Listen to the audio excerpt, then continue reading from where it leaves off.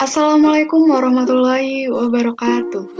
Tabi pun, sebelumnya izin memperkenalkan diri, nama Emilia Nafaza, NPM 20130230002 dari Program Studi Pendidikan Kimia kelas 2B. Di sini saya akan menjelaskan tentang kata-kata. Oke. Jadi, penulisan kata yang pertama itu ada penulisan kata dasar, yaitu kata yang berupa kata dasar ditulis sebagai suatu kesatuan.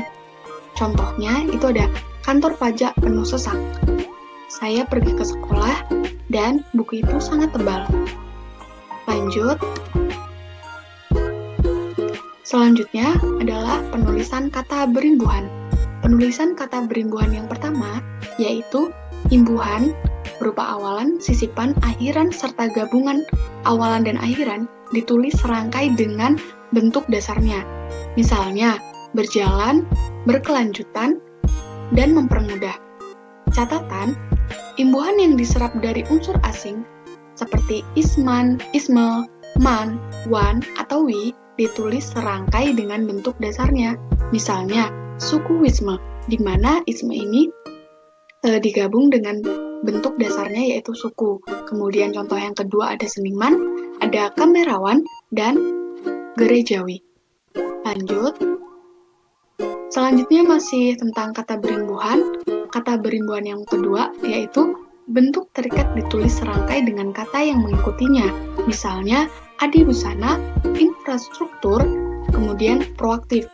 Catatan yang pertama yaitu bentuk terikat yang diikuti oleh kata yang berhuruf awal kapital atau singkatan yang berupa huruf kapital dirangkai dengan tanda hubung. Nah, misalnya itu ada non-Indonesia, di mana Indonesia itu ada awal kapital pada kalimat Indonesia, sehingga ada tanda hubung di antara kata non dan Indonesia. Contoh yang kedua itu ada pan-afrikanisme. Kemudian, catatan yang kedua itu berupa bentuk maha yang diikuti kata turunan yang mengacu pada nama atau sifat Tuhan ditulis terpisah dengan huruf awal kapital. Misalnya, marilah kita bersyukur kepada Tuhan yang Maha Pengasih. Kemudian catatan yang ketiga itu bentuk maha yang diikuti kata dasar yang mengacu kepada nama atau sifat Tuhan kecuali kata esa ditulis serangkai. Misalnya, Tuhan yang Maha Kuasa menentukan arah hidup kita. Oke, lanjut. Selanjutnya, itu ada penulisan kata bentuk ulang. Nah, penulisan kata bentuk ulang yaitu bentuk ulang ditulis dengan menggunakan tanda hubung di antara unsur-unsurnya. Misalnya, anak-anak dan biri-biri. Catatannya, bentuk ulang gabungan kata ditulis dengan mengulang unsur pertama. Misalnya, surat kabar menjadi surat-surat kabar, dan yang kedua ada kapal barang menjadi kapal-kapal barang. Lanjut. Selanjutnya ada penulisan kata berupa gabungan kata.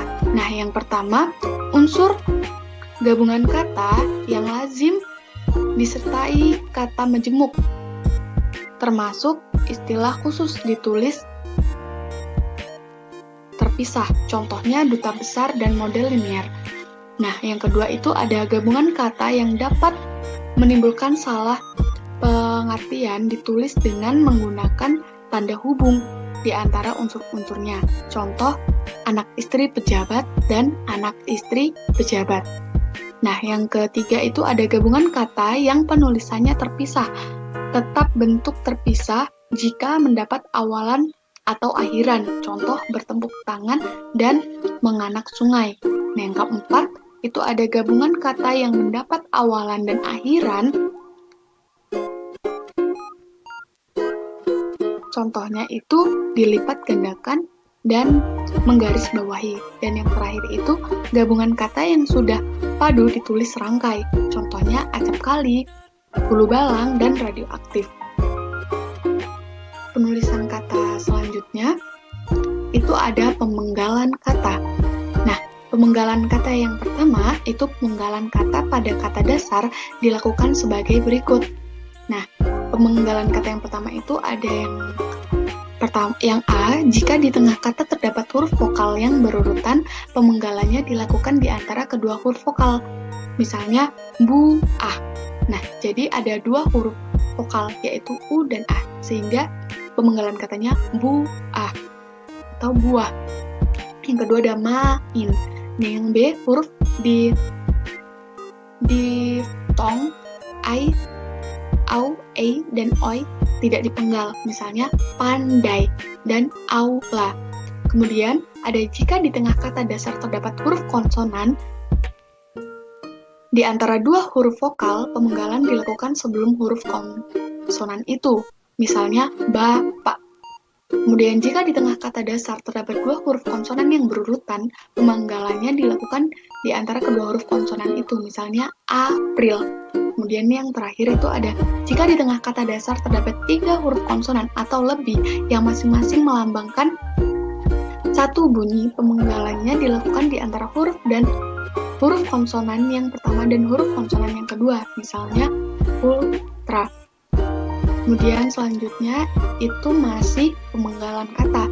Pemenggalan kata yang kedua itu pemenggalan kata turunan sedapat-dapatnya dilakukan di antara bentuk dasar dan unsur-unsur pembentukannya. Misalnya berjalan, kemudian mempertanggungjawabkan. Catatan yang pertama, pemenggalan kata berimbuhan yang bentuk dasarnya mengalami perubahan dilakukan seperti pada kata dasar, misalnya menutup. Kemudian catatan yang kedua, pemenggalan kata bersisipan dilakukan seperti pada kata dasar, misalnya gelembung. Dan yang terakhir, pemenggalan kata yang menyebabkan munculnya satu huruf di awal atau di akhir baris tidak dilakukan. Misalnya, beberapa pendapat mengenai masalah itu telah disampaikan. Lanjut penulisan kata berikutnya, yaitu masih pemenggalan kata. Pemenggalan kata yang ketiga, jika sebuah kata terdiri atas dua unsur atau lebih dan salah satu unsurnya itu dapat bergabung dengan unsur lain, pemenggalannya dilakukan di antara unsur-unsur itu. Tiap unsur gabungan itu dipenggal seperti apa? Seperti pada kata dasar, misalnya biografi, atau biografem. Kemudian pemenggalan kata yang keempat, nama orang yang terdiri atas dua unsur atau lebih pada akhir baris dipenggal di antara unsur-unsurnya. Misalnya, lagu Indonesia Raya dikubah oleh W.G. Rudolf Supratman. Dan yang pemenggalan kata yang terakhir atau kelima itu singkatan nama diri dan gelar yang terdiri atas dua huruf atau lebih tidak dipenggal. Misalnya, ia bekerja DLLAAJR. Lanjut, penulisan kata selanjutnya, itu ada kata depan.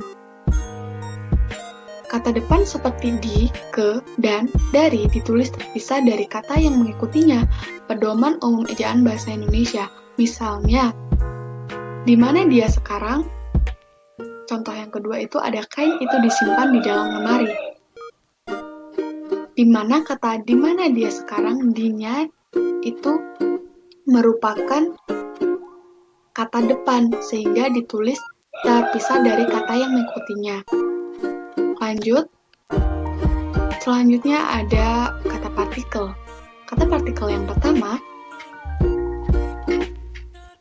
partikel lah, kah, dan tah ditulis serangkai dengan kata yang mendahulunya.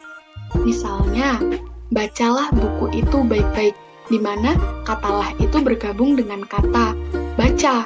Nah, contoh yang kedua, apakah yang tersirat dalam surat itu, di mana kata kah itu bergabung dengan kata sebelumnya, yaitu apa.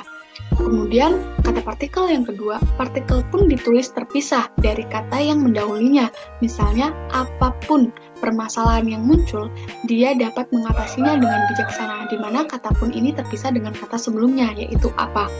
Kemudian, kata partikel yang ketiga, itu partikel per yang berarti demi, tiap, atau mulai ditulis terpisah dari kata yang mengikutinya. Misalnya, mereka masuk ke dalam ruang rapat satu per satu.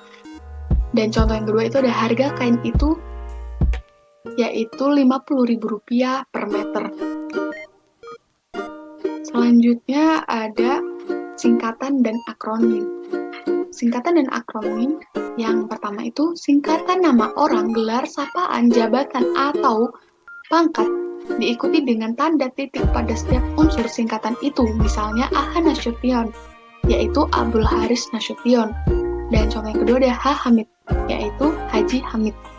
Kemudian yang kedua, singkatan yang terdiri atas huruf awal setiap kata, nama, lembaga pemerintah, dan atau organisasi serta nama dokumen resmi ditulis dengan huruf kapital tanpa tanda titik. Misalnya NKRI, yaitu Negara Kesatuan Republik Indonesia. Kemudian yang kedua, yang B, catatan yang B, singkatan yang terdiri atas huruf awal setiap kata yang bukan nama dari ditulis dengan huruf kapital tanpa tanda titik. Misalnya PT Perseroan Terbatas. Oke, lanjut. Masih singkatan dan akronim. Yang ketiga itu singkatan yang terdiri atas 3 huruf atau lebih diikuti dengan tanda titik. Misalnya HLM, yaitu singkatan dari halaman. Dan yang keempat itu singkatan yang terdiri atas 2 huruf yang lazim dipakai dalam surat menyurat, masing-masing diikuti oleh tanda titik. Misalnya ATT, NTT, yaitu atas nama. Dan yang terakhir, lambang kimia singkatan. Yang kelima, lambang kimia singkatan satuan ukuran, takaran, timbangan, dan mata uang tidak diikuti tanda titik. Oke, lanjut. Masih singkatan dan akronim. Nomor 6, akronim nama diri yang terdiri atas huruf awal setiap kata ditulis dengan huruf kapital tanda titik. Misalnya BIG, yaitu singkatan dari Badan Informasi Geospasial. Kemudian yang ketujuh, lakronim. Akronim diri yang berupa gabungan suku kata atau gabungan huruf dan suku kata dari deret kata ditulis dengan huruf awal kapital. Misalnya Bulog, yaitu singkatan dari Badan Urusan Logistik. Dan yang terakhir, akronim bukan nama dari yang berupa gabungan huruf awal dan suku kata atau gabungan suku kata ditulis dengan huruf kecil. Misalnya IPTEK. IPTEK itu ditulis dengan huruf kecil. IPTEK merupakan singkatan dari Ilmu Pengetahuan dan Teknologi. Selanjutnya itu ada kata ganti ku, kau, ku, mu, dan nya. Kata ganti ku dan kau ditulis serangkai dengan kata yang mengikutinya, sedangkan kumu, ku dan mu, ku, mu, dan nya ditulis serangkai dengan kata yang mendahulinya. Misalnya, rumah itu telah dijual. Dan contoh yang kedua, majalah ini telah kau baca, di mana kau ini bergabung dengan kata selanjutnya atau kata yang mengikutinya. Kemudian yang terakhir ada kata sandang si dan sang. Kata si dan sang ditulis terpisah dari kata yang mengikutinya. Misalnya surat itu dikembalikan kepada si pengirim, di mana si ini terpisah dengan kata yang mengikutinya. Catatannya, huruf awal sang ditulis dengan huruf kapital jika sang merupakan unsur nama Tuhan. Misalnya, kita harus berserah diri kepada Sang Pencipta, di mana Sang Pencipta ini merupakan unsur nama Tuhan, sehingga ditulis huruf kapital awal sang itu kapital gitu. Baik, cukup sekian presentasi yang dapat saya sampaikan. Kurang lebihnya saya mohon maaf dan saya akhiri. Assalamualaikum warahmatullahi wabarakatuh. Tabi pun.